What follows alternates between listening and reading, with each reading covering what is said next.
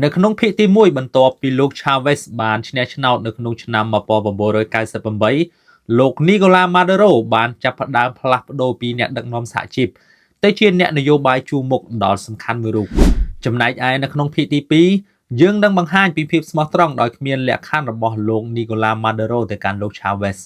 ភាពស្មោះត្រង់នេះហើយបានคล้ายទៅជាទ្រព្យសម្បត្តិដ៏មានតម្លៃបំផុតរបស់លោក Nicolas Maduro បន្តិចទៀតយើងនឹងទៅតាមដានពីការឡើងកាន់តំណែងរបស់លោក Nicolas Maduro នៅក្នុងសភាជាតិនិងរបៀបដែលលោកបានការពាររបបនេះនៅក្នុងអំឡុងពេលការធ្វើរដ្ឋប្រហារនៅក្នុងឆ្នាំ2002ការចូលជាតំណាងរាស្ត្រនៃសភាជាតិនៅឆ្នាំ1999លោក Nicolas Maduro ត្រូវបានគេជ្រើសរើសជាសមាជិកនៃសភាជាតិដែលទទួលបន្ទុកនៅក្នុងការរៀបចំរដ្ឋធម្មនុញ្ញថ្មីនៃប្រទេសវេណេស៊ុយអេឡាក្រោយមកនៅឆ្នាំ2000លោកក៏បានក្លាយទៅជាតំណាងរាស្ត្រនៃសភាជាតិលោកមិនមានសញ្ញាបត្រច្បាប់ឬសេដ្ឋកិច្ចដូចសមាជិកដទៃទៀតនោះទេប៉ុន្តែលោកត្រូវបានគេស្គាល់ដោយសារវោហារសាស្ត្រដ៏មុតស្រួចរបស់លោកនិងការលះបង់ចំពោះមនោគមវិជ្ជា Chavismo លោកបានក្លាយទៅជាសសរស្តម្ភដ៏សំខាន់មួយរូបនៅក្នុងការអនុម័តច្បាប់ដែលគាំទ្រដោយការបង្រួបបង្រួមអំណាចរបស់លោក Chavez ការការពាររដ្ឋាភិបាលក្នុងវិបត្តិរដ្ឋប្រហារឆ្នាំ2002នៅខែមេសាឆ្នាំ2002រដ្ឋាភិបាលរបស់លោក Chavez ស្ទើរតែដួលរលំទាំងស្រុងដោយសារតែការធ្វើរដ្ឋប្រហារនៅពេលដែលលោក Chavez ត្រូវបានចាប់ខ្លួននិងដកចេញពីអំណាចបណ្ដោះអាសន្នលោក Nicolas Maduro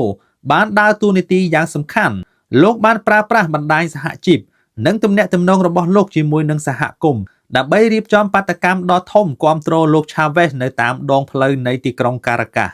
សកម្មភាពរបស់លោកបានបង្ហាញពីអំណាចនៃចលនា Chavista ពីថ្នាក់មូលដ្ឋានហើយលោកបានដើរតួជាអ្នកសម្របសម្រួលម្នាក់ក្នុងការទំនាក់ទំនងជាមួយនឹងកងទ័ពដែលនៅតែស្មោះត្រង់ការតស៊ូនេះបានធ្វើឲ្យលោក Chavez ត្រឡប់មកកាន់អំណាចវិញត្រឹមតែ2ថ្ងៃប៉ុណ្ណោះភាពស្មោះត្រង់ដែលនាំទៅដល់ការដឹកនាំសភាជោគជ័យនៅក្នុងការឆ្លងកាត់វិបត្តិរដ្ឋប្រហារនៅក្នុងឆ្នាំ2002បានពង្រឹងកេរ្តិ៍ឈ្មោះរបស់លោក Nicolas Maduro ថាជាបុគ្គលដែលអាចទុកចិត្តបានបំផុតរបស់លោក Chavez ដើម្បីជាការតបស្នងនិងការទទួលស្គាល់ចំពោះភាពស្មោះត្រង់នេះលោក Nicolas Maduro ត្រូវបានតែងតាំងជាប្រធានសភាជាតិនៅឆ្នាំ2005នៅក្នុងតំណែងនេះលោកបានគ្រប់គ្រងរបៀបវារៈនយោបាយទាំងអស់របស់សភាជាតិដោយធានាថាគម្រោងច្បាប់ទាំងអស់របស់លោក Chavez ត្រូវបានអនុម័តដោយរលូននិងលឿនជាទីបំផុតលោក Nicolas Maduro បានក្លាយទៅជាអ្នកសម្របសម្រួលអំណាចរវាងមេដឹកនាំនិងស្ថាប័ននីតិបញ្ញត្តិនៅពេលដែលលោក Nicolas Maduro បានបញ្ចប់អាណត្តិជាប្រធានសភាជាតិលោកមិនត្រឹមតែជាអ្នកនយោបាយដែលគេគោរពតែប៉ុណ្ណោះទេតែលោកគឺជាបុគ្គលម្នាក់ដែលយល់ដឹងយ៉ាងច្បាស់ពីដំណើរការកាន់អំណាចពីថ្នាក់មូលដ្ឋានរហូតដល់ថ្នាក់កំពូលនៅឆ្នាំ2006លោក Hugo Chavez បានសម្រេចចិត្តដំឡើងឋានៈរបស់លោក Nicolas Maduro ឲ្យកាន់តួនាទីធ្វើជារដ្ឋមន្ត្រីការបរទេសដែលបានកំណត់ជោគវាសនារបស់លោកទាំងស្រុង